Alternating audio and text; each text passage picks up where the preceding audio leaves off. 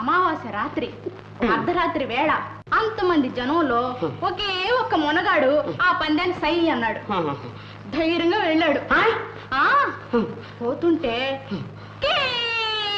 కీచురాళ్ళ గోల. ధైర్యంగా పోతున్నాడు. అని గుడ్లకు అరుపు. మెల్లగా ఎక్కుతున్నాడు. ఈ లోపల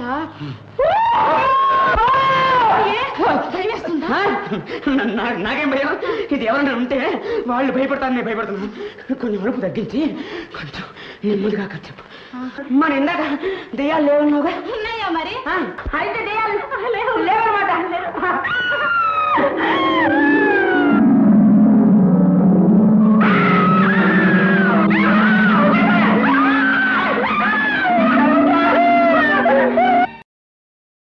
అర్ధరాత్రి అరుపు 4వ భాగం.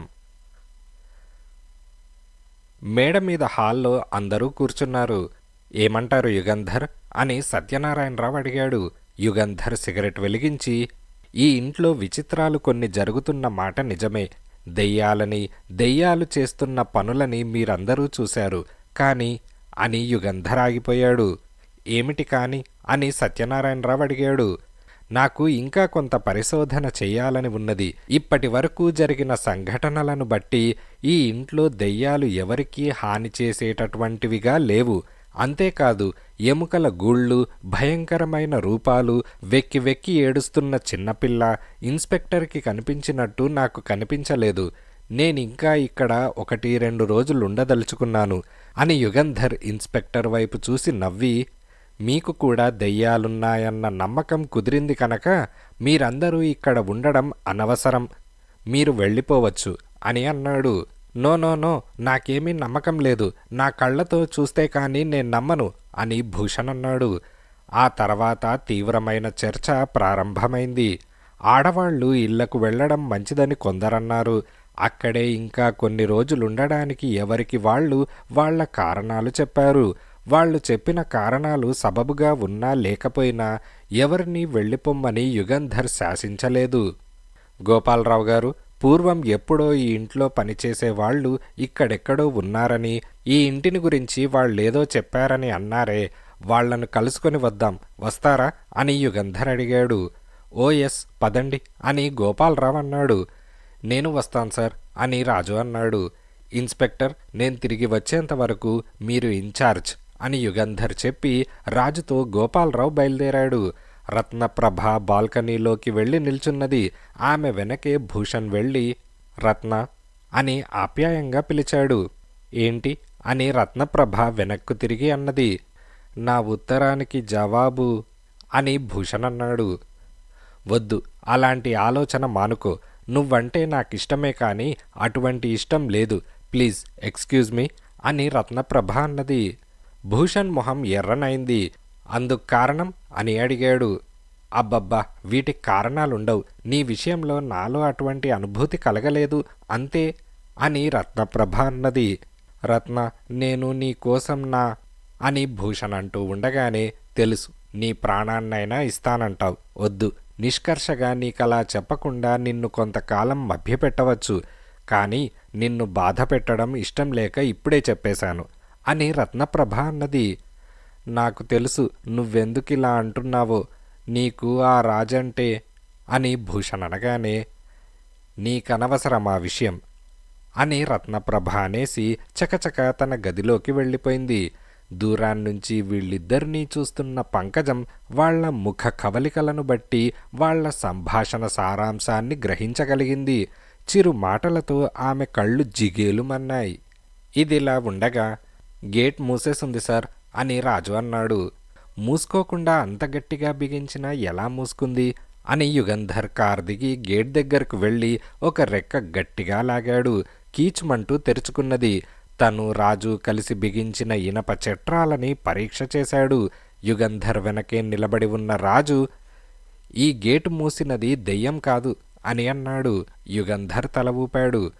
దెయ్యం కాదని మనిషి చేశాడని ఎలా నిశ్చయించారు అని గోపాలరావు అడిగాడు. Common sense. ఈ చట్రం ఊడదీయడానికి దెయ్యానికి స్క్రూడ్రైవరు, సుత్తి అవసరం ఉండదు. స్క్రూడ్రైవర్తో మేకులను ఊడదీసినట్లు, సుత్తితో కొట్టి చట్రాన్ని లాగేసినట్లు నిదర్శనాలున్నాయి అంటూ రాజు గోపాలరావుకి ఆ నిదర్శనాలు చూపించాడు. మనం తెరిచిపెట్టిన గేటును ఎవరు మూసుంటారు అని గోపాలరావు అడిగాడు. ఎవరనే కాదు, ఎందుకనే ప్రశ్న కూడా ఉన్నది. మనం తిరిగి వచ్చిన తర్వాత తెలుసుకోవాలి అని యుగంధర్ అన్నాడు. ముగ్గురు మళ్ళీ కారెక్కారు. గోపాలరావు ఎటు వెళ్లాలో చెబుతూ ఉంటే రాజు డ్రైవ్ చేశాడు. 2 మైళ్ళు వెళ్లిన తర్వాత ఒక చిన్న పెంకుటింటి ముందు గోపాలరావు కారు ఆపమన్నాడు. అరుగు మీద ఒక వృద్ధుడు కూర్చొని ఉన్నాడు. గోపాలరావు ఆ వృద్ధుడి దగ్గరకు వెళ్ళి, నేను జ్ఞాపకమున్నానా? వీళ్ళు నా స్నేహితులు, ఆ ఇంటిని గురించి మీతో మాట్లాడ్డానికొచ్చారు అని అనగానే ఆ ముసలతను యుగంధర్ని రాజుని పరీక్షగా చూసి, ఏం మాట్లాడాలి అని అడిగాడు. పూర్వం ఎప్పుడో మీరు ఆ ఇంట్లో పనిచేశారటగా అని యుగంధర్ అనగానే అతను తల ఊపాడు. ఆ ఇంటి యజమాని, అతని బంధువులు అందరూ దాదాపు 1 నెల రోజులు తిరగకుండా చనిపోయారని చెప్పారట. ఎవరు ఏ విధంగా చనిపోయింది తెలుసుకోవాలని ఉన్నది అని యుగంధర్ అనగానే, అంతా వివరంగా చెప్పాలంటే చాలాసేపు పడుతుంది అని ఆ వృద్ధుడన్నాడు. మాకేమీ తొందర పని లేదు, మీకు తీరిక ఉంటే దయచేసి చెప్పండి అని గోపాలరావు అనగానే, అయితే కూర్చోండి అని ఆ వృద్ధుడు చుట్ట వెలిగించి చెప్పడం ప్రారంభించాడు. ఇదిలా ఉండగా పాత పత్రికలు 2 అరగంట సేపు తిరగవేసి విసుగెత్తి తోచక రత్నప్రభ గదిలో నుంచి బయటకు వెళ్ళింది. రాజు, యుగంధర్, గోపాలరావు బయటకు వెళ్లారని, ఇంకా రాలేదని తెలుసు. ఒంటిగా ఆ ఇంట్లో తిరగడం ఇష్టం లేదు. దెయ్యాల భయం వల్ల కాదు, భూషణ్ జిడ్డులా పట్టుకుంటాడని. భూషణ్ గది తలుపు తెరిచే ఉన్నది. లోపలికి తొంగి చూసింది. ఏదో రాసుకుంటున్నాడు. బహుశా తనకు ఇంకో ప్రేమలేఖ రాస్తున్నాడేమో. నవ్వుకొని చప్పుడు చేయకుండా అతని గది ముందు నుంచి వెళ్ళిపోయింది. బాల్కనీలోకి వెళ్ళి నిల్చొని ఆకాశం వైపు, చెట్ల వైపు చూస్తోంది. ప్రయత్నించకుండానే మనస్సు దెయ్యాల గురించి ఆలోచిస్తోంది. మనుష్యులు చచ్చిపోయిన తర్వాత దెయ్యాలై మళ్ళీ భూమి మీదకి రాగలరా? వచ్చి బతికున్న వాళ్లకు హాని చేయగలరా? హాని చేయగలిగిన శక్తి ఉంటే మంచి చేయగల శక్తి కూడా ఉండాలి కదా. అయితే తను చిన్నప్పుడే పోయిన తన తల్లి, తండ్రి ఎందుకు తనకు ఏదో ఒక రూపంలో కనిపించలేదు? తనకు టైఫాయిడ్ వచ్చినప్పుడు తన తల్లి ఎందుకు రాలేదు? ఆలోచిస్తూ అరగంట సేపు రత్నప్రభ అక్కడే నిలబడి ఉన్నది. రత్నప్రభ గారు అన్న పిలుపు వినపడగానే ఉలిక్కిపడి వెనక్కు తిరిగింది. సార్జెంట్ శివం కనిపించాడు. ఏంటి అని రత్నప్రభ అనగానే, మీరు రింగ్ టెన్నిస్ ఆడతారా అని శివం అడిగాడు. రింగ్ టెన్నిసా అని రత్నప్రభ అన్నది. అవును, ఇన్స్పెక్టర్ గారు అడగమన్నారు అని శివం అనగానే, ఆ విషయం ఇన్స్పెక్టర్ గారికెందుకు అని రత్నప్రభ అన్నది. సాయంకాలమైంది, చల్లబడింది. నలుగురం కాసేపు రింగ్ టెన్నిస్ ఆడదామని ఇన్స్పెక్టర్ నెట్ కట్టించారు అని శివం అనగానే, అలాగా, ఇప్పుడు ఆడడానికా? సరే, చీర మార్చుకొని వస్తాను అంటూ రత్నప్రభ తన గదివైపు వెళ్ళింది. సార్జెంట్ అక్కడే నిల్చున్నాడు. దెయ్యాలు ఎప్పుడు కనిపిస్తాయా అని కాచుకొని కూర్చోకుండా తోచడానికి ఇన్స్పెక్టర్ మంచి ఏర్పాటు చేశారనుకుంటూ రత్నప్రభ తన పెట్టె తెరిచింది. నిర్ఘాంతపోయి పెట్టెనే చూస్తోంది. నిమిషం పాటు అలా పెట్టెను చూసి కెవ్వున కేక పెట్టింది. సార్జెంట్ శివం ఆ కేక విని పరిగెత్తాడు రత్నప్రభ గదివైపు. గది తలుపు తెరిచే ఉన్నది. తోలు పెట్టె బల్ల మీద ఉన్నది. పెట్టె ముందు నిల్చొని మొహం మీద చేతులు పెట్టుకొని రత్నప్రభ వెర్రిగా కేకలు పెడుతోంది. ఏమైంది? ఏంటండి, ఏమైంది అని సార్జెంట్ దగ్గరకు వెళ్ళి పెట్టెవైపు చూశాడు. పెట్టెలో బట్టల్లేవు, కాగితాల్లేవు, పౌడర్ డబ్బాలు లేవు. పెట్టెలో చేతి ఎముకలు 2, ఒక పుర్రే ఉన్నాయి. అంతేకాదు, ఎర్రగా, తడిగా, జిగటగా ఆ ఎముకల మీద రక్తం. భయపడకండి ప్లీజ్, అరవడం మానండి అని సార్జెంట్ అన్నాడు. రత్నప్రభకి కాస్త ధైర్యం వచ్చింది. చేతులు మొహానికి అడ్డు తీసేసి సార్జెంట్ను చూసి, ఏంటిది, ఇవెలా వచ్చాయి? నా సామాన్లేమయ్యాయి అని అన్నది. ఆవేశపడకండి, విచారిద్దాం అని సార్జెంట్ ఎడం చేయి చూపుడు వేలు పెట్టి రక్తంలా ఉన్నదాన్ని ముట్టుకున్నాడు. మీరిక్కడే ఉండండి, నేను ఇన్స్పెక్టర్ గారిని పిలుస్తాను అని శివం గదిలో నుంచి బయటకు వెళ్ళాడు. రత్నప్రభ సార్జెంట్ వెనకే వెళ్ళింది.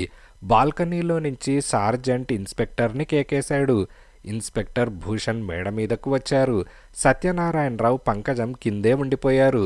రత్నప్రభ గదిలోకి వెళ్ళిన తర్వాత ఇన్స్పెక్టర్ తోలుపెట్టెను జాగ్రత్తగా పరీక్ష చేసి, ఏమమ్మా, మీరీ పెట్టెకు తాళం వేయలేదా అని అడిగాడు. లేదు, ఈ ఇంట్లో దొంగలెవరున్నారు? అంతేకాక బట్టలు తప్ప నా దగ్గర ఖరీదైనవి ఏమీ లేవు అని రత్నప్రభ అనగానే, ఇది దెయ్యం చేసిన పని కాదు, ఎవరో మనిషి చేసిన పనే అని ఇన్స్పెక్టర్ అన్నాడు. ఆ విషయం ఎలా నిర్ణయించారు సార్ అని సార్జెంట్ అన్నాడు. ఇన్స్పెక్టర్ సార్జెంట్ని ఉరిమి చూసి, ఎలాగో నిర్ణయించాను, నీకంతా వివరంగా చెప్పాలా? మేము మీ బట్టల విషయం దర్యాప్తు చేస్తాం. మీరు కిందకు వెళ్ళి ఈ విషయం మర్చిపోయి హాయిగా రింగ్ టెన్నిస్ ఆడుకోండి అని ఇన్స్పెక్టర్ రత్నప్రభతో అన్నాడు. నా బట్టలన్నీ పోయాయి, నన్ను వెళ్ళి చీకు చింత లేకుండా ఆడుకోమంటే ఎట్లా ఆడుకోను అని రత్నప్రభ అన్నది. మీరిక్కడ ఉండి చేయగలిగిందేమీ లేదు, ప్లీజ్ వెళ్ళండి అని ఇన్స్పెక్టర్ కాస్త అధికారంగా అన్నాడు. రత్నప్రభ వెళ్ళిపోయింది. ఈ పని దెయ్యం చేయలేదని, ఎవడో మనిషే చేశాడని ఎందుకన్నానో ఇప్పుడు చెబుతాను. సార్జెంట్, ఇలారా, బల్ల మీద వలయాకారంలో ఉన్న ఈ ఎర్రని మరక చూడు, దీన్ని చూస్తే నీకేం తెలుస్తుంది అని ఇన్స్పెక్టర్ అనగానే, ఈ మరక కూడా రక్తమేనని అని శివమనగానే, అవును రక్తమే, బల్ల మీద ఇలా ఈ ఆకారంలో మరక ఎందుకున్నది అని ఇన్స్పెక్టర్ అనగానే సార్జెంట్ జవాబు చెప్పలేదు, ఆలోచిస్తూ నిలబడ్డాడు. సీసా మరక ఇది అని ఇన్స్పెక్టర్ గర్వంగా అన్నాడు.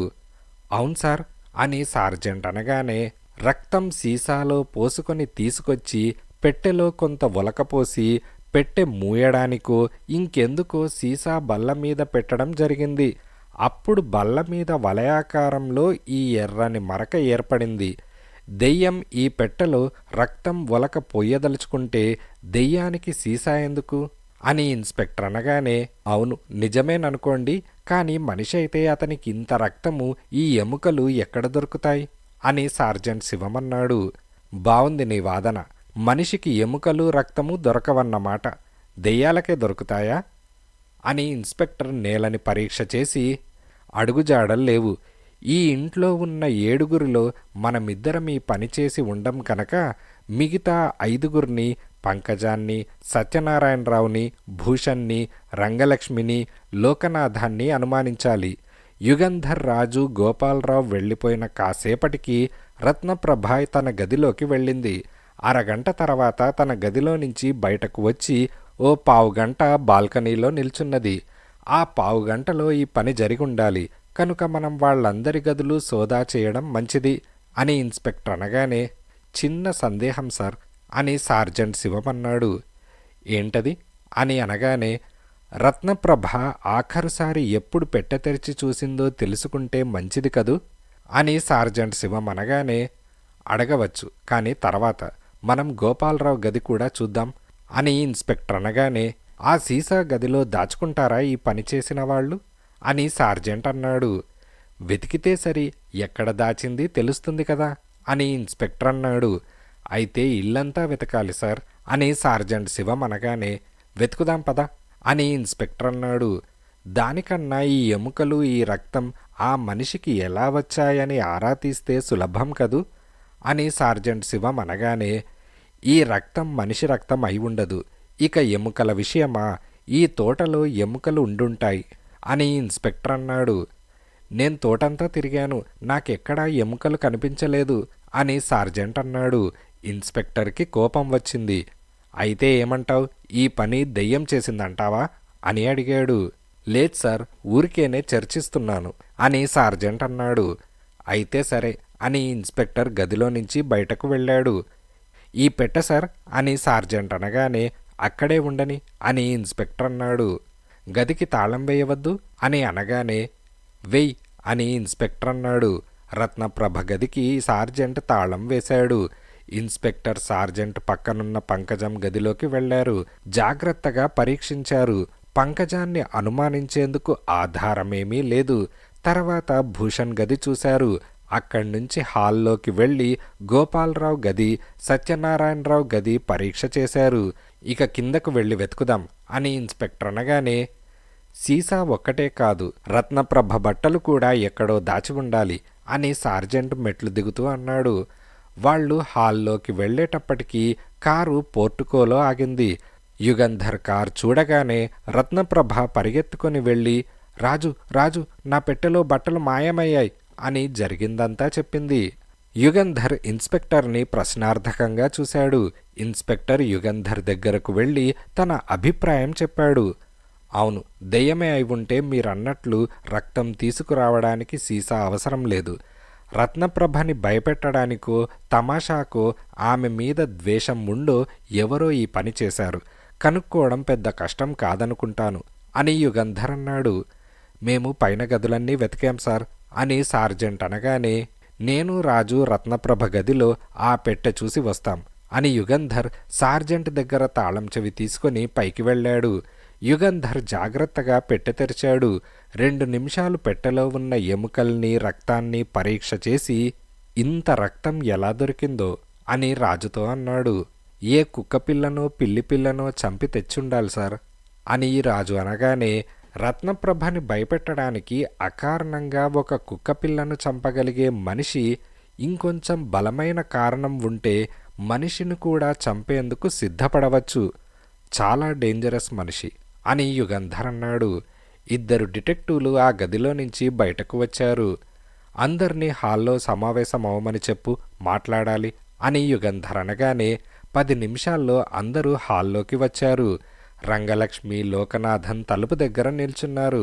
అందర్నీ కూర్చోమని చెప్పి కూర్చున్న తర్వాత, రత్నప్రభ పెట్టెలో ఉన్న బట్టలన్నీ మాయమయ్యాయి, వాటి బదులు ఎముకలు రక్తం పెట్టెలో ఉన్నాయి అని యుగంధర్ అనగానే, అమ్మ బాబోయ్ అని పంకజమరిచింది.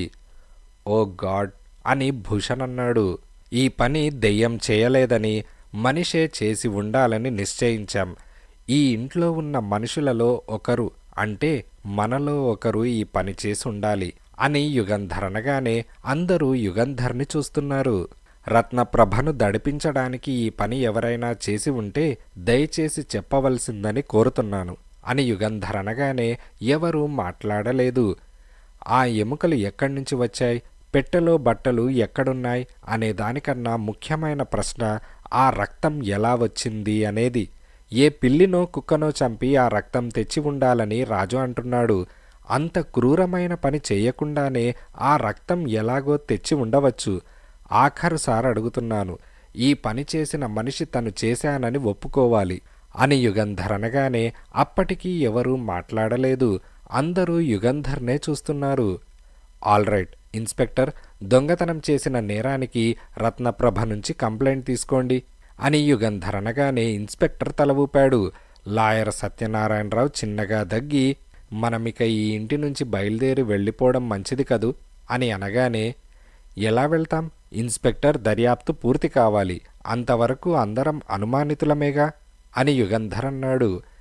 అయితే దర్యాప్తు త్వరగా పూర్తి చేయండి అని సత్యనారాయణరావు అన్నాడు. ఒక సలహా అని పంకజమన్నది. యుగంధర్ ఆమె వైపు చూశాడు. ఎవరో మనలో ఒకరు రత్నప్రభ బట్టలు అపహరించారనుకుందాం, ఒక్కళ్లేగా దొంగ అని పంకజమన్నది. యుగంధర్ తల ఊపాడు. ఇన్స్పెక్టర్ దొంగను పట్టుకునేంత వరకు అందరం నిర్దోషులమేగా అని అనగానే యుగంధర్ అవునన్నాడు. దొంగ ఎవరో తెలిసేటంత వరకు మనం ఒకళ్ళనొకళ్ళు అనుమానించకుండా స్నేహంగా ఉండడం వివేకమైన పని కదూ అని పంకజమనగానే, అవును, మనం ఎవరిని అనుమానించవలసిన అవసరం లేదు, అనుమానించడం దర్యాప్తు చేయడం ఇన్స్పెక్టర్ చేస్తారు అని యుగంధర్ అనగానే, మీరు వెళ్ళి వచ్చిన పనేమైంది, అతన్ని కలుసుకున్నారా, ఏం చెప్పాడు అని పంకజం అడిగింది. కొత్త విషయాలేమీ చెప్పలేదు, గోపాలరావు మనకు నిన్న చెప్పిన విషయాలే చెప్పాడు, ఏదీ వివరంగా చెప్పలేదు అని యుగంధర్ అన్నాడు. ఈ ఇంట్లో ఉన్న వాళ్ళంతా 1 నెల రోజులు తిరిగేలోపు చచ్చిపోవడం నిజమేనా అని ఇన్స్పెక్టర్ అనగానే, అవును, అతని మాటలు మనం నమ్మితే నిజమనుకోవాలి, అతని మాటలు నమ్మకపోవడానికి కారణం లేదు అని యుగంధర్ అన్నాడు. నేను వెళ్ళవచ్చా, పొయ్యి మీద గిన్నె పెట్టి వచ్చాను అని రంగలక్ష్మి అన్నది. నువ్వెళ్ళవచ్చు, లోకనాథన్ నువ్వు కూడా వెళ్ళవచ్చు అని ఇన్స్పెక్టర్ అనగానే అప్పుడే చీకటి పడుతోంది. ఇన్స్పెక్టర్ సార్జెంటు లేచి వంటింటి వైపు వెళ్ళిపోయారు. తక్కిన వాళ్లంతా అక్కడే హాల్లో కూర్చున్నారు. మగవాళ్లందరూ సిగరెట్లు వెలిగించారు. ఎవరూ మాట్లాడడం లేదు. ఎవరి ఆలోచనల్లో వాళ్ళున్నారు. అంతలో దూరాన ఎవరో విరగబడి నవ్వినట్లు వినిపించింది. చాలా బిగ్గరగా నవ్వుతున్నారు. ఆ నవ్వుతున్నది ఒకరో ఇద్దరో చెప్పడం కష్టం. అబ్బా, ఎవరది అని రత్నప్రభ అడిగింది. ఇన్స్పెక్టర్ సార్జెంట్ వంటింటి వైపు వెళ్లారు అని రాజు అనగానే భూషణ్ లేచి వచ్చి ఎలక్ట్రిక్ స్విచ్ నొక్కాడు. దీపాలు వెలిగాయి. ఆ నవ్వు ఇంకా వినపడుతోంది. తెరలు తెరలుగా పొంగి పొంగి వస్తున్న నవ్వు, గొంతు చించుకున్న నవ్వు. యుగంధర్ రాజు లేచి మెట్ల వైపు వెళ్తున్నారు. రాజు, వద్దు, వెళ్ళవద్దు అని రత్నప్రభ అన్నది. రాజు చిన్నగా నవ్వి యుగంధర్ వెనకే మెట్లెక్కాడు. నేను వెళ్తున్నాను అని భూషణ్ లేచాడు. అతన్ని వెళ్ళవద్దని రత్నప్రభ కానీ అతని చెల్లెలు పంకజం కానీ చెప్పలేదు. ముగ్గురు చప్పుడు చేయకుండా మెట్లెక్కారు. నవ్వు దగ్గరగా వినిపిస్తోంది. హాల్లో నుంచే అయి ఉండాలనుకొని యుగంధర్ హాల్ తలుపు ఒక్క తోపు తోశాడు. నవ్వాగిపోయింది. హాల్లో ఎవరూ లేరు. రాజు, యుగంధర్ ఒకరి మొహం ఒకరు చూసుకున్నారు. నేను పొరపడలేదు కదూ, ఈ గదిలో నుంచే కదా నవ్వు వినిపించింది అని యుగంధర్ అనగానే రాజు తల ఊపాడు. భూషణ్ ఏదో అనడానికి గొంతు సవరించుకుంటూ ఉండగా మళ్ళీ నవ్వు వినిపించింది. నవ్వు వినిపించిన వైపు ముగ్గురు పరిగెత్తారు. బాల్కనీ దాటి నడవాలోకి వెళ్లారు. యుగంధర్ గదిలో నుంచి నవ్వు వినిపిస్తోంది. యుగంధర్ తలుపు తోశాడు. గదిలో వస్తువులన్నీ అలాగే ఉన్నాయి. నవ్వు వినిపించడం లేదు. అక్కడ ఎవరూ లేరు. యుగంధర్ గది మధ్య నిలబడ్డాడు. రాజు, భూషణ్ తలుపు దగ్గరే నిల్చున్నారు. మళ్ళీ నవ్వు దగ్గర్నుంచి పెద్దగా వినిపించింది. రాజు, భూషణ్ డాబా మీదకు పరిగెత్తారు. యుగంధర్ గదిలో నుంచి బయటకు వచ్చి నడవాలో నిల్చున్నాడు. రాజు, భూషణ్ల అడుగుల చప్పుడు వినిపిస్తోంది. అవతల డాబా ఉన్నది అంతే. యుగంధర్ వాళ్ల వెనక వెళ్ళలేదు. నవ్వు ఇంకా వినపడుతోంది. 2 నిమిషాలు గడిచాయి. నవ్వాగిపోయింది. యుగంధర్, రాజు, భూషణ్ తిరిగి వస్తారని కాచుకున్నాడు. 5 నిమిషాలు గడిచాయి. రాజు, భూషణ్ తిరిగి రాలేదు. రాజు అని యుగంధర్ కేకేశాడు. జవాబు లేదు. భూషణ్ అని యుగంధర్ అనగానే భూషణ్ కూడా పలకలేదు. యుగంధర్ డాబా మీదకు పరిగెత్తాడు. చీకటిగా ఉన్నది. దీపం లేదు. చీకట్లో డాబా అంతా కలయచూశాడు. పిట్టగోడ దగ్గర ఎవరో పడి ఉండడం అస్పష్టంగా కనిపించింది. వెంటనే అటు పరిగెత్తాడు. ఆ పడి ఉన్న మనిషి భూషణ్. భూషణ్, ఏమైంది అని యుగంధర్ భూషణ్ చెయ్యి ముట్టుకొని నాడీ చూస్తూ అడిగాడు. భూషణ్ మూలుగుతున్నాడు. జవాబు లేదు. యుగంధర్ డాబా పరీక్షగా చూశాడు. చాలా పెద్ద డాబా అది. చీకటిగా ఉన్నది. జేబులో టార్చ్ లైట్ లేదు. అవతల దూరంగా నేల మీద అస్పష్టంగా ఓ ఆకారం కనిపించింది. యుగంధర్ వెంటనే అక్కడికి పరిగెత్తాడు. నేల మీద పడున్న రాజును చూసి రాజు, రాజు అని కేకవేసి రాజు ఒళ్ళు ముట్టుకున్నాడు. వెచ్చగా ఉన్నది. చీకట్లోనే నాడీ చూశాడు. నాడీ కొట్టుకుంటోంది. ఎందుకు పలకడం లేదు? దెబ్బ తగిలిందా అని అడిగాడు. రాజు మూల్గనైనా మూల్గడం లేదు. యుగంధర్ రాజుని ఎత్తి భుజం మీద వేసుకొని భూషణ్ దగ్గరకు వెళ్ళి అతన్ని ఒక చేత్తో ఎత్తుకొని రెండో భుజం మీద వేసుకున్నాడు. యుగంధర్ 6 అడుగుల 3 అంగుళాల మనిషైనా ఉక్కులాంటి ఒళ్ళైనా ఇద్దరి బరువుకి ఆయాసపడుతున్నాడు. తూలుతూ నడుస్తున్నాడు. నడవాలో నుంచి తన గదిలోకి వెళ్ళి ఇద్దరిని మంచం మీద పడుకోబెట్టాడు. రాజు తల వెనక నుంచి రక్తం కారుతోందని అప్పుడు చూశాడు యుగంధర్. అటువంటి గాయమే భూషణ్కి కూడా తగిలిందేమోనని త్వరగా అతన్ని పరీక్ష చేశాడు. భూషణ్కి గాయం తగల్లేదు. రాజుకు తగిలిన దెబ్బ పై చర్మానికి తగిలిందా లేక ఎముకకు తగిలిందా? ఎక్కడ్నుంచి వస్తోంది రక్తం? ఎంత సీరియస్? వెంటనే ఆస్పత్రికి తీసుకెళ్లాలా? ఇవన్నీ యుగంధర్ మనస్సులో పరిగెత్తుతున్న ఆలోచనలు. మెడికల్ కిట్ తీశాడు. ముందు తన 2 చేతులు డిసిన్ఫెక్టెంట్ సొల్యూషన్తో కడుక్కొని తర్వాత రాజు తల వెనక భాగాన్ని జాగ్రత్తగా పరీక్ష చేశాడు. ఎముకకి తగలలేదు. చిన్న దెబ్బే. రక్తాన్ని తుడిచి రక్తం కారకుండా కోయాగ్లిన్ ఇంజెక్షన్ ఇచ్చి ప్లాస్టర్ వేశాడు. తర్వాత భూషణ్ వైపు తిరిగి అతనికి స్మెల్లింగ్ సాల్ట్ వాసన చూపించాడు. భూషణ్ తల అటూ ఇటూ తిప్పి 2 నిమిషాల తర్వాత కళ్ళు తెరిచి యుగంధర్ని చూసి లేచి కూర్చోబోయాడు. కాసేపు పడుకోండి, కళ్ళు మూసుకోండి అని యుగంధర్ అన్నాడు. భూషణ్ కళ్ళు మూసుకున్నాడు. ఎవరో వస్తున్నట్టు నడవాలో అలికిడై యుగంధర్ తలుపు దగ్గరకు వెళ్ళి చూశాడు. రండి ఇన్స్పెక్టర్ అని యుగంధర్ తన బల్ల మీద ఉన్న టార్చ్ లైట్ తీసుకొని, నేను డాబా మీదకు వెళ్ళి వస్తాను, మీరిక్కడే ఉండండి అని చెప్పి వెళ్ళాడు. టార్చ్ వెలుగులో డాబాని జాగ్రత్తగా పరీక్ష చేశాడు. రాజు పడిపోయిన చోట తెలుస్తూనే ఉన్నది. నేల మీద రక్తం మరకలున్నాయి. కుడివైపున పిట్టగోడకు దగ్గరగా పడిపోయాడు. భూషణ్ ఎడంవైపు పిట్టగోడకు దగ్గరగా పడ్డాడు. డాబా మీదకు రాగానే ఇద్దరూ చెరొక వైపుకు వెళ్లారన్నమాట. డాబా అంతా చక్కగా గచ్చువేసి ఉన్నది. చాలా కాలం నుంచి ఊడవనందున దుమ్ము దట్టంగా పేరుకున్నది. టార్చ్ వెలుగులో అడుగుజాడలు స్పష్టంగా కనిపిస్తున్నాయి. యుగంధర్ తన అడుగుజాడలను గుర్తుపట్టాడు. రాజు అడుగుజాడలు గుర్తుపట్టాడు. ఇంకో జత జాడలున్నాయి. అవి ఎవరివి? నిమిషం పాటు ఆలోచించి ఆ జాడలని టార్చ్ వెలుగులో చూసుకుంటూ వెళ్ళాడు. భూషణ్ పడిపోయిన చోట ఆగిపోయాయి. అంటే దెయ్యమో మనిషో రాజును వెనక నుంచి తల మీద కొట్టి తర్వాత భూషణ్ వెళ్ళిన వైపు వెళ్ళి అతన్ని కొట్టి ఉండాలి. అందుకే ఇద్దరికీ స్పృహ పోయిందనుకున్నాడు. ఒకళ్ళకి మాత్రం రక్తం కారేటంత దెబ్బ తగిలి ఇంకొకరికి ఎందుకు దెబ్బ తగల్లేదు? దెయ్యానికి రాజు మీద మాత్రం ఎందుకంత కోపం? ఇలాంటి సందేహాలు యుగంధర్కి కలిగాయి. అసలు దెయ్యాలు నేల మీద నడవవని, కాళ్ళు భూమి మీద ఆనవని అంటారు. అయితే దెయ్యం అడుగుజాడలు ఎలా పడ్డాయి? దెయ్యం వేలిముద్రలు కూడా పడతాయా?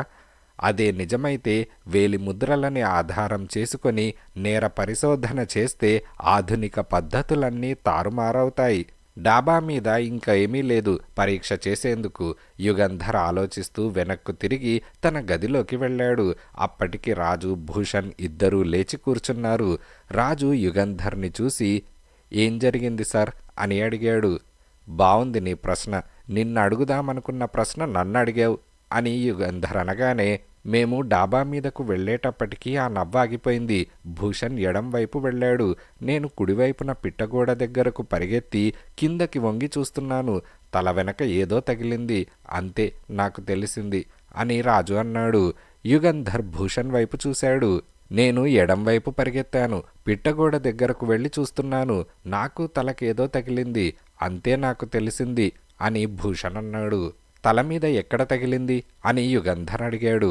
వెనక ఇక్కడెక్కడో అని తల వెనక చూపించాడు. యుగంధర్ వెళ్ళి భూషణ్ తల వెనకంతా పరీక్ష చేశాడు. బొడిపె కాని వాపు కాని ఏమీ లేదు. భూషణ్ పాదాల వైపు చూశాడు.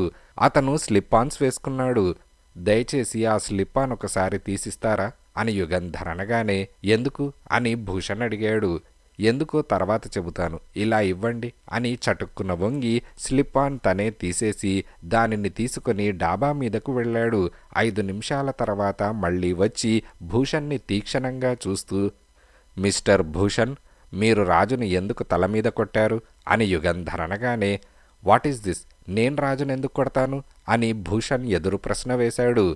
మీరు ఎడం వైపుకు వెళ్ళలేదు, రాజు వెనకే కుడివైపుకు వెళ్ళారు. రాజు పిట్టగోడ మీద నుంచి కిందకి తొంగి చూస్తున్నప్పుడు అతని తల వెనక బలంగా కొట్టారు. రాజు పడున్న చోటు నుంచి మీ బూట్స్ జాడలు స్పష్టంగా మీరు పడున్న చోటు వరకు ఉన్నాయి.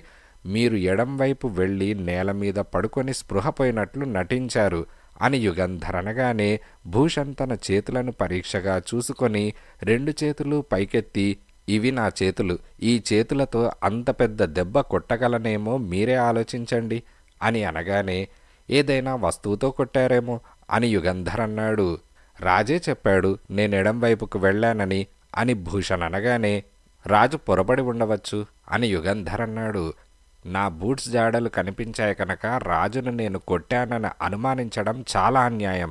నేను పడిపోయిన తర్వాత విరగబడి నవ్విన ఆ దెయ్యం నా బూట్స్లు తీసి దుమ్ములో అదిమి ఉండవచ్చు కదా అని భూషణ్ అనగానే, దెయ్యాలకు అంత శ్రమ ఎందుకు అని యుగంధర్ అడిగాడు. దెయ్యాలు ఏవి ఎందుకు చేస్తాయో మనకు తెలుసా? అలా ఎందుకు విరగబడి నవ్వాయి అని భూషణ్ అనగానే, అయితే మీరు దెయ్యాలని నమ్ముతున్నారా అని యుగంధర్ అడిగాడు. లేదు అని భూషణ్ అన్నాడు. దెయ్యం మీ బూట్స్ జాడలు చేసిందని అన్నారుగా అని యుగంధర్ అనగానే, అదొక పాజిబిలిటీ అన్నాను. నేను స్పృహ లేకుండా పడి ఉన్నప్పుడు మీరు నా బూట్స్ తీసి ఆ జాడలు బూట్స్తో వేసి ఉండవచ్చు, అది కూడా ఒక పాజిబిలిటీ అని భూషణ్ అన్నాడు. నేనెందుకు అలా చేస్తాను అని యుగంధర్ అనగానే, మరి నేనెందుకు రాజు తల మీద కొడతాను అని భూషణ్ అన్నాడు. ఇన్స్పెక్టర్ భూషణ్ దగ్గరకు వెళ్ళి, మీ జేబులు వెతకనిస్తారా అని అడిగాడు. రాజును తల మీద కొట్టిన రాయో ఇంకే ఆయుధమో నా జేబులో ఉన్నదనా, నిరభ్యంతరంగా వెతకండి అని 2 చేతులు పైకెత్తి పట్టుకున్నాడు భూషణ్. సిగరెట్ ప్యాకెట్, అగ్గిపెట్టే, జేబు రుమాల్ తప్ప అతని జేబుల్లో ఏమీ లేవు. డాబా మీద సరిగ్గా వెతికారా యుగంధర్ అని ఇన్స్పెక్టర్ అడిగాడు. డాబా మీద చీపురు పుల్ల కూడా లేదు అని యుగంధర్ అనగానే, అయితే కింద పారేసుండవచ్చు, తెల్లారే చుట్టుపక్కల వెతికితే సరి అని ఇన్స్పెక్టర్ అన్నాడు. దయచేసి ఇప్పుడే వెతకండి, మళ్ళీ రేపేమీ కనిపించకపోతే రాత్రెప్పుడో నేనే వెళ్ళి దాన్ని తీసేసి ఇంకెక్కడో పారేశానని అంటారు అని భూషణ్ అన్నాడు. అలా అనం, ఎందుకంటే రాత్రి మీ గది తలుపు బయట గడియ పెడతాం, తెల్లారి మేం వెతికిన తర్వాత గడియ తీస్తాం, మీకు అభ్యంతరం లేదుగా అని ఇన్స్పెక్టర్ అన్నాడు. నాకెటువంటి అభ్యంతరమూ లేదు అని భూషణ్ అన్నాడు. ఇదిలా ఉండగా రాత్రి 8 గంటలకల్లా అందరూ భోజనాలు పూర్తి చేశారు. ఎవరిలోనూ ముందు రోజున్న ఉత్సాహము, కలుపుగోలుతనము లేవు. భూషణ్ తల వంచుకొని భోజనం పూర్తి చేశాడు. రత్నప్రభ చాలా విసుగ్గా ఉన్నది. త్వరగా పడుకొని త్వరగా నిద్రలేద్దాం అని సత్యనారాయణరావు అన్నాడు. అందరూ మేడ మెట్లెక్కారు. యుగంధర్, ఇన్స్పెక్టర్ మాత్రం కింద హాల్లో ఆగిపోయారు. ఎందుకు ఇన్స్పెక్టర్ నన్ను ఉండమన్నారు అని యుగంధర్ అడిగాడు. రత్నప్రభ పెట్టెలోకి ఆ రక్తం ఎలా వచ్చిందో తెలిసింది, రండి చూపిస్తాను అని ఇన్స్పెక్టర్ అవతల గదిలోకి తీసుకెళ్లాడు. అల్మార్ తలుపు తెరిచాడు. చచ్చిపోయిన పిల్లి కూన ఉన్నది. ఇదెక్కడ దొరికింది అని యుగంధర్ అడిగాడు. కొట్టుగది వెనక కట్టెలు, బొగ్గులు పెట్టుకునే గది ఒకటి ఉన్నది. ఆ గదిలో ఒక జాజికాయ పెట్టెలో ఉన్నది అని ఇన్స్పెక్టర్ అనగానే, మీరెలా కనిపెట్టారు అని యుగంధర్ అడిగాడు. నేను శివం ఇల్లంతా వెతుకుతూ ఆ కొట్టుగదిలోకి వెళ్ళాం. అక్కడ రేకు డబ్బా మీద ఏదో ఎర్రగా కనిపించింది. వెంటనే జాగ్రత్తగా వెతికాం అని ఇన్స్పెక్టర్ అన్నాడు. రత్నప్రభ పెట్టెలో పోసిన రక్తం ఈ పిల్లిదేనని ఎలా నిర్ణయించారు అని యుగంధర్ అడిగాడు. ఇదిగో ఆ జాజికాయ పెట్టెలోనే ఇది ఉన్నది అంటూ ఇన్స్పెక్టర్ ఓ సీసా తీశాడు. ఎండిన రక్తంతో ఎర్రగా ఉన్నది ఆ సీసా. దీనిమీద వేలిముద్రలున్నాయేమో అని యుగంధర్ అనగానే, లేవు, నేను శివం పరీక్ష చేశాం అని ఇన్స్పెక్టర్ అన్నాడు. మరి రత్నప్రభ బట్టలు ఏమయ్యాయో తెలిసిందా అని యుగంధర్ అనగానే, ఇంట్లో ఎక్కడా లేవు, అంతవరకు నిశ్చయంగా చెప్పగలను అని ఇన్స్పెక్టర్ అన్నాడు. ఆ ఎముకలు ఎక్కడి నుంచి సంపాదించుంటాడు అని యుగంధర్ అనగానే, బహుశా తోటలో ఎక్కడో పడి ఉంటే తెచ్చి ఉండాలి అని ఇన్స్పెక్టర్ అన్నాడు. అది మనిషి పుర్రే కదా అని యుగంధర్ అనగానే, ఏమో, ఈ ఇంట్లో 1 రోజుల లోపున చాలామంది మరణించారని మీరే అన్నారుగా, బహుశా కొందరిని ఈ ఆవరణలోనే ఎక్కడో పాతిపెట్టారేమో అని ఇన్స్పెక్టర్ అన్నాడు. యుగంధర్ 2 నిమిషాలు ఆలోచించి, రత్నప్రభ పెట్టెలో బట్టలు అదృశ్యమై వాటి బదులు రక్తము, ఎముకలు ఉండడం ఎవరో మనిషి చేసిన పని అని నిర్ధారణ అయింది. అంతవరకు నయం. ఎవరు ఈ పని చేశారో కనుక్కోవడం పెద్ద కష్టం కాదనుకుంటాను అంటూ యుగంధర్ మేడమెట్లెక్కుతూ అన్నాడు. ఇదిలా ఉండగా, రంగలక్ష్మి, రంగలక్ష్మి అని లోకనాథన్ రహస్యంగా పిలిచాడు. నీ వెర్రి ఆలోచన మానుకోలేదన్నమాట అని ఆమె అన్నది.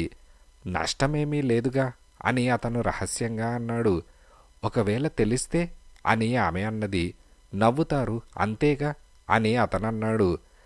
అయితే ఈ రహస్యం దేనికి అని ఆమె అన్నది. ఏమో, నా ఆశ ఫలిస్తే అని అతనన్నాడు.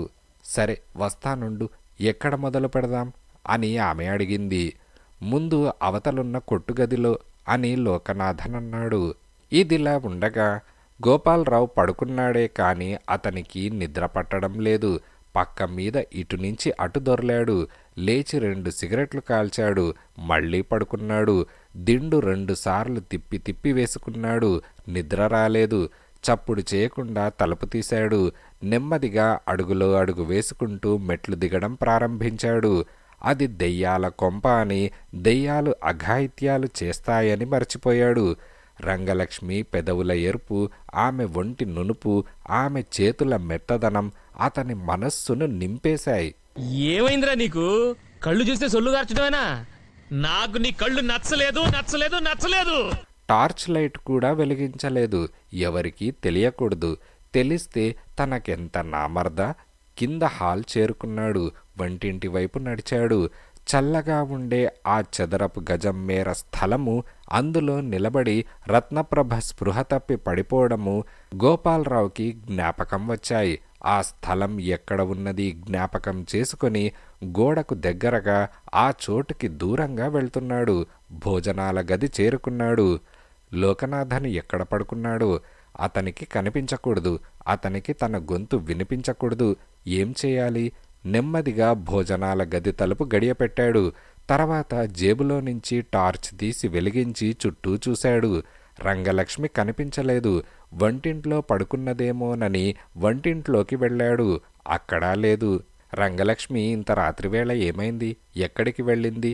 దగ్గరలో ఉన్నాడని వీలుగా ఉన్నదని ఆ డ్రైవర్ లోకనాథన్తో ప్రేమకలాపం సాగిస్తున్నదా? ఛ, అటువంటి మనిషి కోసమా తనిక్కడికొచ్చింది? వెళ్ళిపోవాలి.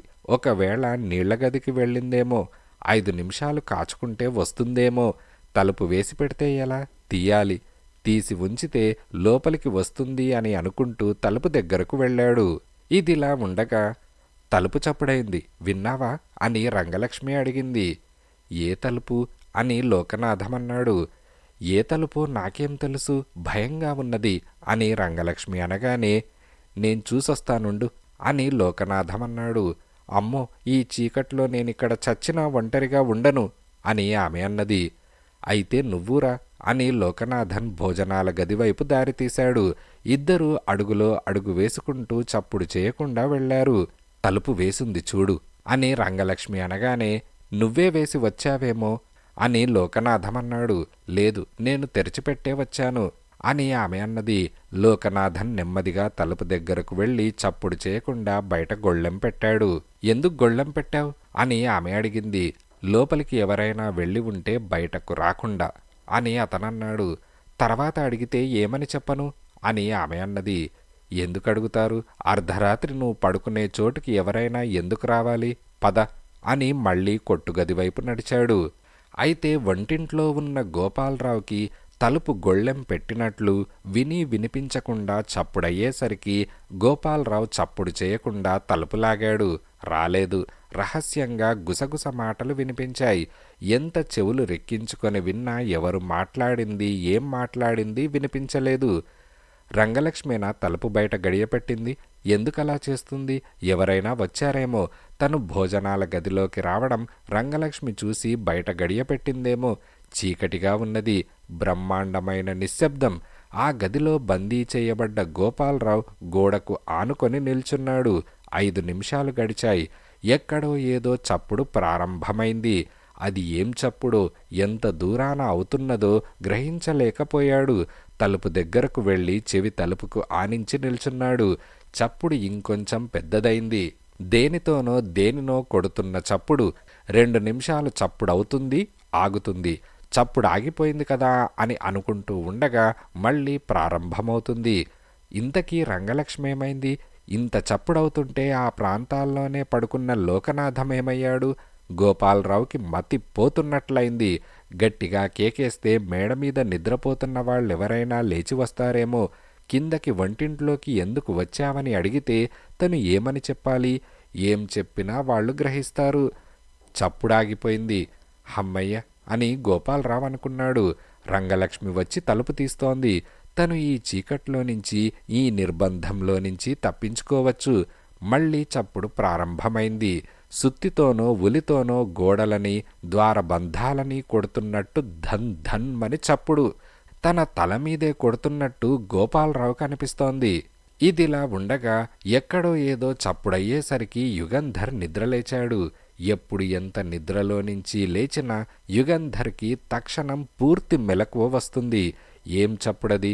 ఎక్కడ్నుంచి వినిపిస్తోంది? కళ్ళు మూసుకొనే మనసు లగ్నం చేసి విన్నాడు. కింద చప్పుడవుతోందని గ్రహించి టార్చ్ లైటు, రివాల్వర్ తీసుకొని తన గదిలో నుంచి బయలుదేరాడు. త్వరగా మెట్లు దిగి కింద హాల్లోకి వెళ్ళాడు. హాలుకి వంటింటి వైపున్న గదికి మధ్య ఉన్న తలుపు మూసి ఉన్నది. తలుపుని ఒక తోపు తోశాడు. కదల్లేదు. పైన 2 గడియలు, మధ్య గడియ వేసి ఉండాలి. ఈ తలుపు ఎవరు మూసుంటారు? రంగలక్ష్మో లోకనాథమో అయి ఉండాలి. అందుకు కారణం? వాళ్ల కారణం ఉండవచ్చేమో. ఏం చేయాలని ఆలోచిస్తూ యుగంధర్ తలుపు దగ్గరే నిలబడ్డాడు. లోపలెక్కడో చప్పుడు ఇంకా వినిపిస్తోంది. గోడలను తడుతున్నట్టు, నేల మీద కొడుతున్నట్లు ఆగి ఆగి చప్పుడు. నిమిషం నిశ్శబ్దం, నిమిషం చప్పుడు. నిశ్శబ్దంలో చప్పుడు చెవులు చిల్లులు పడేటట్టు వినిపిస్తోంది. నిశ్శబ్దంలో నిశ్శబ్దం భయంకరంగా ఉన్నది. ఆ నిశ్శబ్దాన్ని, ఆ చప్పుణ్ణి మింగేస్తూ ఒక పెద్ద పొలికేక వినపడింది. ఆ పొలికేక వినపడగానే రంగలక్ష్మి చేతిలో టార్చ్ కింద పడి పగిలింది. అబ్బా, ఎంత పని చేశావు! ఇప్పుడు ఈ చీకట్లో మనకు దారెలా తెలుస్తుంది అని లోకనాథన్ విసుగ్గా అన్నాడు. నాకు భయంగా ఉంది, వెళ్ళిపోదాం పదా అని రంగలక్ష్మి అన్నది. ఆ అరుపు ఎక్కడి నుంచి వినిపించిందంటావు? మేడ మీద నుంచి కాదు అని లోకనాథం అనగానే, కాదు కింద నుంచి, వంటింటి వైపు అని ఆమె అన్నది. ఎవరో తలుపు తడుతున్నారు అని లోకనాథమన్నాడు. ఇన్స్పెక్టర్ ఈ అరుపు విని మేడ మీద నుంచి కిందకి వచ్చి ఉంటారేమో, ఏం చేద్దాం అని రంగలక్ష్మి అడిగింది. ఏం చేస్తాం, నువ్వు వంటింట్లోకి వెళ్ళి పడుకో, నేను వెళ్ళి పడుకుంటాను, ఏమీ తెలియనట్లు పడుకుందాం అని లోకనాథం అనగానే, నేను వంటింటి ప్రాంతాలకు వెళ్ళను అని రంగలక్ష్మి అన్నది. నేను తోడొస్తాను పద అని లోకనాథమన్నాడు. తలుపు చప్పుడవుతోంది. అరుపు వినిపించడం లేదు. లోకనాథన్ పనిముట్లు పెట్టెలో పెట్టేశాడు. త్వరగా వంటింటి వైపు ఇద్దరూ వెళ్లారు. తలుపు బయట గడియ పెట్టున్నది అని రంగలక్ష్మి అనగానే, నేనే గడియ పెట్టాను, భయం లేదు, నువ్వు వెళ్ళి పడుకో అని గడియ తీసి రంగలక్ష్మిని లోపలికి నెట్టి లోకనాథన్ వెళ్ళిపోయాడు. అయితే గోడలను తడుతున్న చప్పుడుకి ఇన్స్పెక్టరు నిద్రలేచాడు. భ్రమ లేక నిజంగా చప్పుడవుతున్నదా అనే సందేహంతో పక్క మీద నుంచి లేవలేదు. కాసేపు తర్వాత తలుపు తన్నిన చప్పుడైంది. వెంటనే ఇన్స్పెక్టర్ మంచం మీద నుంచి లేచాడు. మరుక్షణం పొలికేక వినపడింది. ఆదరా బాదరా పిస్తాల్ టార్చ్ తీసుకొని పరిగెత్తాడు. ఇన్స్పెక్టర్ గది బయటకు రాగానే రాజు బాల్కనీలో నుంచి వచ్చి, యుగంధర్ గారు గదిలో లేరు అని అరిచాడు. కింద చప్పుళ్ళేమిటి, పద అని స్వరాజరావు దబదబా మెట్లు దిగాడు. తలుపును విరగ్గొట్టడానికి ప్రయత్నిస్తున్న యుగంధర్ని చూడగానే యుగంధర్ తమకన్నా ముందు వచ్చాడని ఇద్దరూ గ్రహించారు. యుగంధర్తో పాటు వాళ్ళిద్దరూ తలుపును తన్నడం ప్రారంభించారు. ఇదిలా ఉండగా చీకటిగా ఉన్న వంటగదిలోకి వెళ్ళగానే రంగలక్ష్మి లోపల గడియ పెట్టేసింది.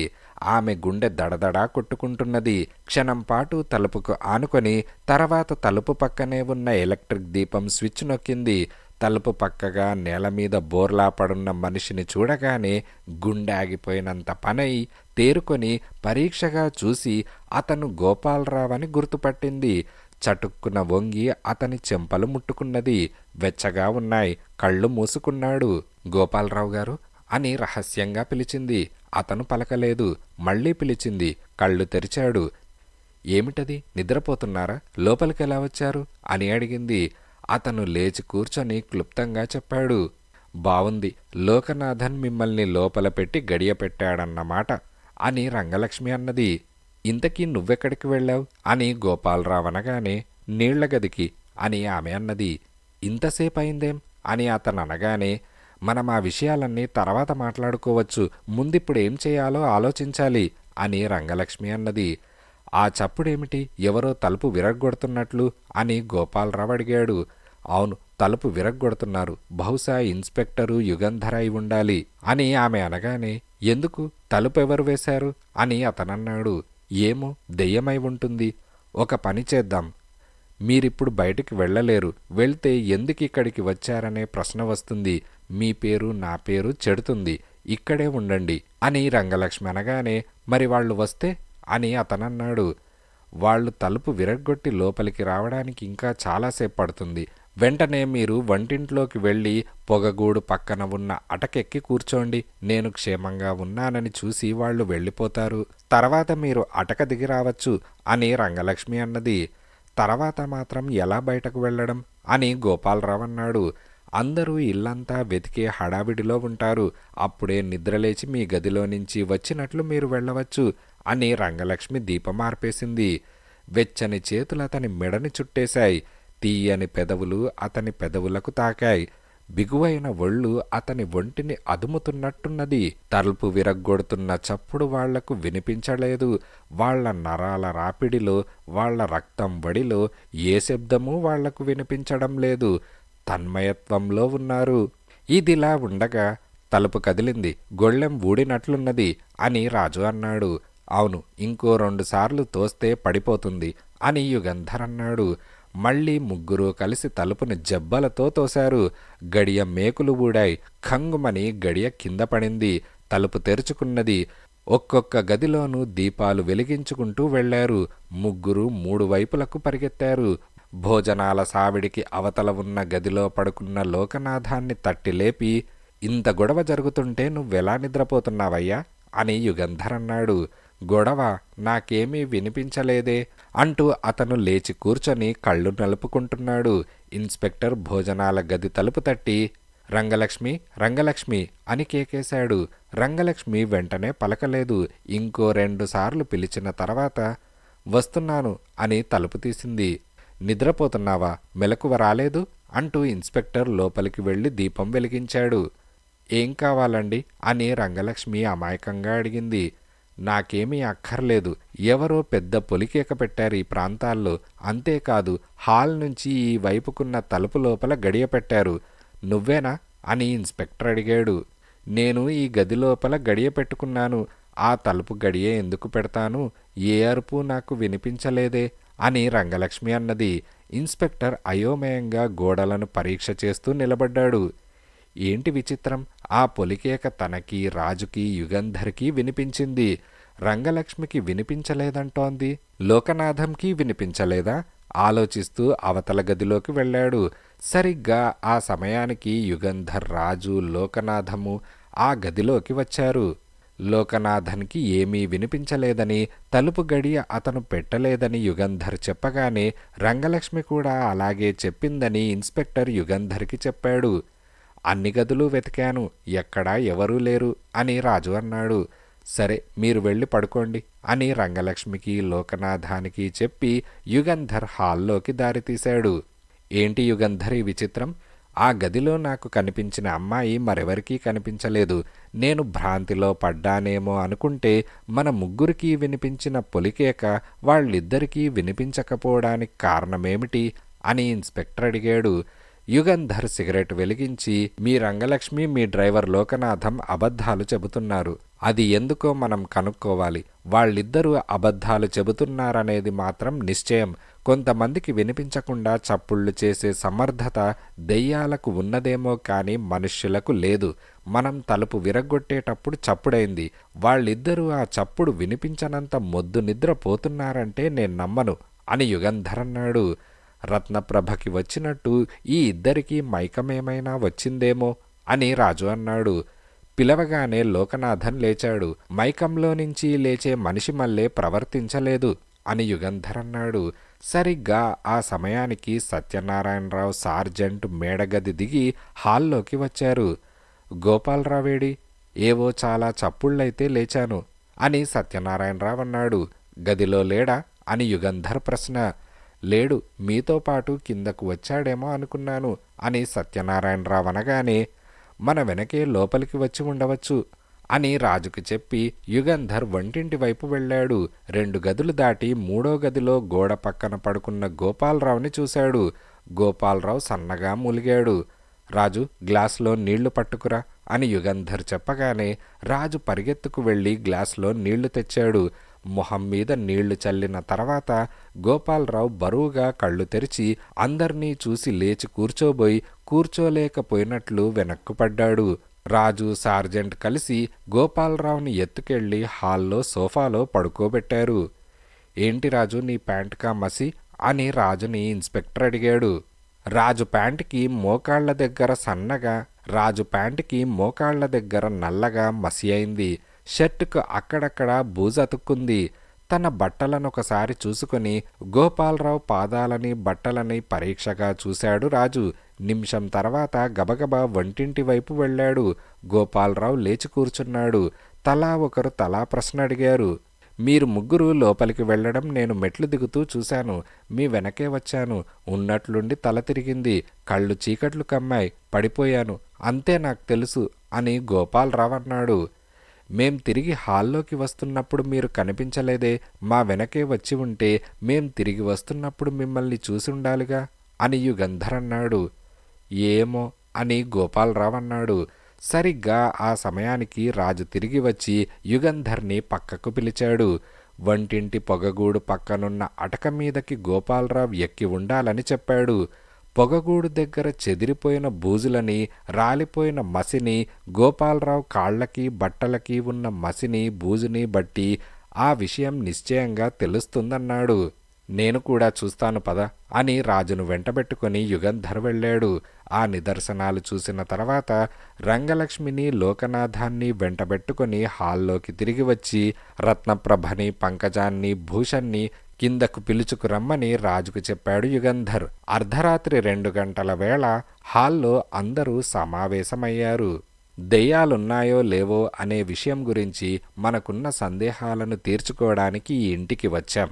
దెయ్యాలున్నాయని ఒకళ్ళు నమ్మించేందుకు, భయపెట్టేందుకు మనం ఈ ఇంటికి రాలేదు. దయచేసి అందరూ ఈ విషయం జ్ఞాపకముంచుకోవాలి.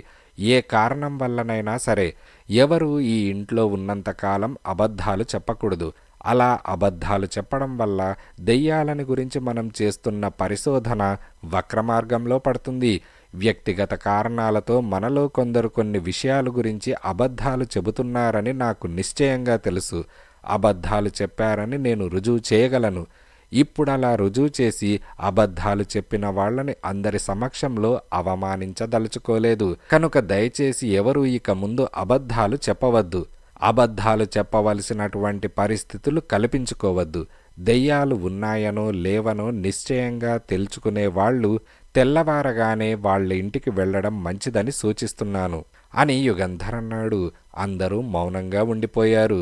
2 నిమిషాల తర్వాత యుగంధర్, అందరికీ ఇప్పటికే బాగా నిద్ర చెడింది, వెళ్ళి పడుకుందాం అని లేచాడు.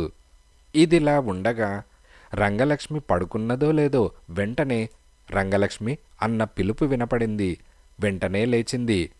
ఆమె లోకనాథాన్ని కోపంగా చూసి, నువ్వా, మళ్ళీ ఎందుకొచ్చావు అని అడిగింది. ఎందుకేమిటి, వాళ్ళంతా మేడ మీదకు వెళ్ళి పడుకున్నారు. ఇక ఈ రాత్రి ఎవరూ మళ్ళీ కిందకు దిగిరారు అని లోకనాథం అనగానే ఆ తలుపు కూడా విరిగింది. ఇన్స్పెక్టర్ గారు వచ్చి మనం చేస్తున్న పని చూస్తే అని ఆమె అన్నది. మనము ఎక్కువ చప్పుడు చేయకూడదు. కొద్దిగా చప్పుడు వినిపించినా దెయ్యం చేసిందని అనుకుంటారులే అని లోకనాథం అన్నాడు. ఏమనుకోరు, నువ్వు నేను అబద్ధం చెప్పామని ఆ యుగంధర్ గారు గ్రహించారు అని రంగలక్ష్మి అనగానే, నువ్విలా వాదిస్తూ కూర్చుంటావా, వస్తావా అని లోకనాథం అన్నాడు. నేను రాను, నిద్రపోవాలి అని రంగలక్ష్మి అన్నది. అయితే నేను చూస్తాను, నువ్వు మాత్రం ఎవరికీ చెప్పకు అని లోకనాథం అన్నాడు. సర్లే చెప్పను అని రంగలక్ష్మి అన్నది. లోకనాథన్ వెళ్ళిపోయాడు.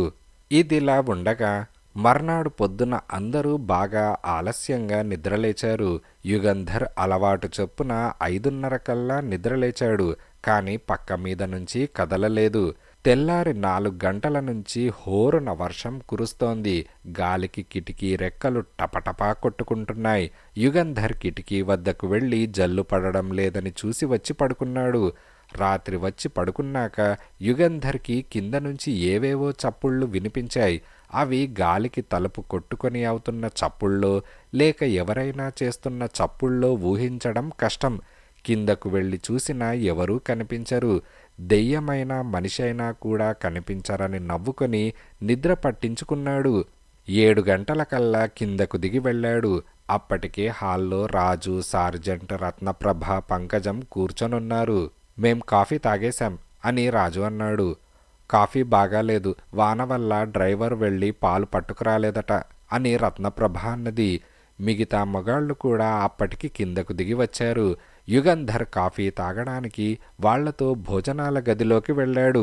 ఈ వాన వల్ల డాబాకి అవతల ఆవరణ వెతకడానికి అవకాశం లేకుండా పోయింది అని ఇన్స్పెక్టర్ యుగంధర్తో భూషణ్కి వినిపించకుండా అన్నాడు. యుగంధర్ తల ఊపి, ఈ వాన వల్ల రత్నప్రభ బట్టలు ఎత్తుకుపోయిన మనిషి బయటకు తీసుకెళ్లి వాటిని పారేయడానికి అవకాశం లేదు కూడా అని యుగంధర్ అన్నాడు. ఒకవేళ నిన్ననే ఆ పని చేసుంటే అని ఇన్స్పెక్టర్ అన్నాడు. రంగలక్ష్మి అందరికీ కాఫీ తెచ్చిచ్చింది. మొహమెత్తి రంగలక్ష్మిని చూడ్డానికి గోపాలరావు సిగ్గుపడుతున్నాడని రాజు గమనించాడు. ఆ విషయం యుగంధర్ చెవిలో రహస్యంగా చెప్పాడు. రంగలక్ష్మి అందమైనదని మర్చిపోకు అని యుగంధర్ నవ్వి అన్నాడు. వాళ్ళ మాటలు వినిపించుకోకపోయినా తనన్ని గురించే మాట్లాడుకుంటున్నారని రంగలక్ష్మి గ్రహించింది. ఆమె మొహం ఎర్రనైంది. వానగా ఉంటేనేం డ్రైవర్ కారులో వెళ్ళి పాలు తెచ్చి ఉండవచ్చుగా అని సత్యనారాయణరావు అన్నాడు. వెళ్ళాడండి. గేటుకు ముందు రోడ్డు అంతా నీళ్లట. మోకాళ్లలోతో నడుంలోతో తెలియలేదట. కారు చెడిపోతుందేమోనని వెనక్కు తిరిగొచ్చేశాడు అని రంగలక్ష్మి అన్నది. ఆకాశానికి చిల్లు పడినట్లు వర్షం కురుస్తోంది. ఇళ్లకు వెళ్ళదలుచుకున్న వాళ్ళు వెళ్ళడానికి వీల్లేదన్నమాట అని భూషణ్ అనగానే, వీలున్నట్లు లేదు, అయినా లోకనాథాన్ని పిలిచి అడిగితే సరి అని యుగంధర్ అన్నాడు. రంగలక్ష్మి డ్రైవర్ని పిలవడానికి వెళ్ళి లోకనాథాన్ని వెంటబెట్టుకొని వచ్చింది. అవునండి, కారు వెళ్ళడానికి వీల్లేదు, సైలెన్సర్లోకి ఇంజన్లోకి నీళ్లు పోతాయి అని లోకనాథం అనగానే యుగంధర్ లేచి కిటికీ దగ్గరకు వెళ్ళి ఆకాశం వైపు చూశాడు. ఇప్పుడప్పుడే తగ్గేటట్లు లేదు. రాత్రి చాలా జోరుగా కురిసింది. కనుచూపు మేర వరకు అంతా నీళ్లు.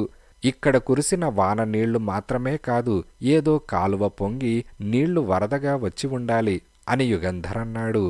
అలా అయితే మనం ఇక్కడ ఎన్నాళ్ళుండిపోవాల్సి వస్తుందో అని గోపాలరావు అన్నాడు. ఎంత పెద్ద వరద వచ్చినా ఒక్కరోజులో నీళ్లు పోతాయనుకుంటాను, చూద్దాం అని యుగంధర్ బల్ల మీద నుంచి లేచాడు. అందరూ హాల్లోకి వెళ్లారు. యుగంధర్ అందర్నీ ఉద్దేశించి, మీలో ఎవరెవరు ఈవేళ ఇంటికి వెళ్ళిపోదలిచారు అని అడిగాడు. నేను వెళ్ళిపోతాను అని పంకజమన్నది. నేను కూడా అని రత్నప్రభ అన్నది. దెయ్యాలున్నాయని నాకు నమ్మకం కుదిరింది, ఇక ఇక్కడ ఉండడంలో అర్థం లేదు అని భూషణ్ అన్నాడు. అందరూ వెళ్ళిపోతే నేను వెళ్ళిపోతాను అని సత్యనారాయణరావు అన్నాడు.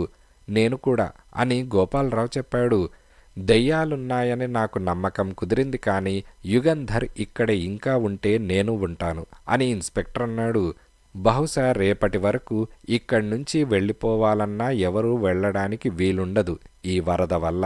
కనుక దెయ్యాలను గురించి పరిశోధన చేయవలసిన అవసరం లేదనుకునే వాళ్ళు దయచేసి మేడ మీద నుంచి కిందకు రావచ్చు. ఎవరూ ఒంటరిగా ఉండవద్దు. అవసరమైనప్పుడు తప్ప మిగతా సమయాల్లో అందరూ మేడ మీద హాల్లోనో ఏదో ఒక గదిలోనో గుంపుగా ఉండండి, వెళ్ళిపోవడానికి అవకాశం దొరికేటంత వరకు అని యుగంధర్ అన్నాడు. ఎందుకు యుగంధర్ అందర్నీ అంత భయపెడుతున్నారు అని ఇన్స్పెక్టర్ అడిగాడు. దెయ్యాల వల్లే కాదు అని యుగంధర్ అన్నాడు. భోజనాలకు కూడా అందరూ కిందకు దిగి రావద్దా అని రత్నప్రభ అడిగింది. కిందకే రావాలి, కానీ అందరూ కలిసి గుంపుగా రావాలి, గుంపుగా పోవాలి అని యుగంధర్ అన్నాడు. నాకేమీ అభ్యంతరం లేదు అని పంకజమన్నది. ఇదిలా ఉండగా, ఎక్కడికి వెళ్తున్నారు సార్ అని రాజు యుగంధర్ని అడిగాడు. ఇల్లంతా సోదా చేయదలుచుకున్నాను రాజు అని యుగంధర్ అనగానే, ఎందుకు సార్, దేని గురించి అని రాజు అడిగాడు. యుగంధర్ చుట్టూ చూసి, ఇంకా ఉంది.